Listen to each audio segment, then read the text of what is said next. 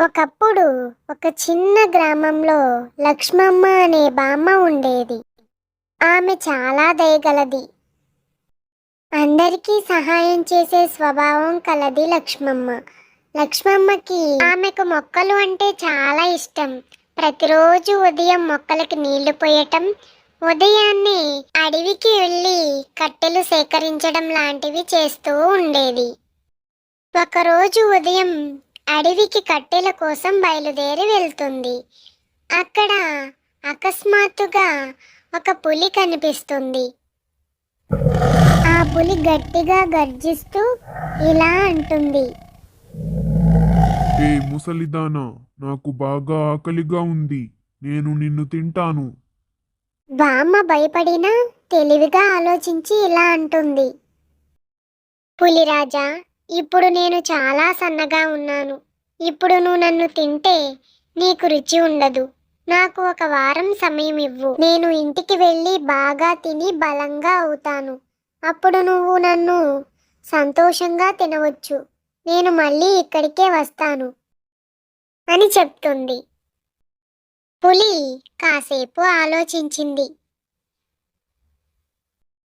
సరే, కానీ నువ్వు తప్పించుకోకూడదు. మళ్ళీ ఇదే చోటికి వారం తర్వాత రావాలి. అని పులి చెప్పింది. ఆ రోజు బామ్మ తప్పించుకుని ఇంటికి వెళ్ళింది. పులి దగ్గరకు మళ్ళీ వెళితే నేను ప్రమాదంలో పడతాను, కానీ మాట తప్పకూడదు. పులికి వస్తానని చెప్పాను. బామ్మకు ఒక మంచి ఆలోచన వచ్చింది. ఒక పెద్ద గుమ్మడికాయని తీసుకుని దాని లోపల ఖాళీ చేసి నేను అందులో ఉండి వెళతాను. గుమ్మడికాయని తోసుకుంటూ అడవికి వెళ్ళింది. పులి బామ్మ కోసం ఎదురు చూస్తూ ఉంది. దూరం నుంచి గుమ్మడికాయ రావటాన్ని చూసిన పులి ఆశ్చర్యపోయింది. గుమ్మడికాయ, గుమ్మడికాయ, నువ్వు ఇక్కడేమైనా బామ్మని చూసావా? తెలివైన బామ్మ గొంతు మార్చి ఇలా అంటుంది. నేను చూడలేదు పులిరాజా అని చెప్పి గుమ్మడికాయ అక్కడి నుంచి వెళ్ళిపోతుంది. పులి గుమ్మడికాయను నమ్మి వదిలేసింది. గుమ్మడికాయలో ఉన్న బామ్మ తెలివిగా గ్రామం చివరి వరకు వచ్చి తన ఇంటికి వచ్చేసింది.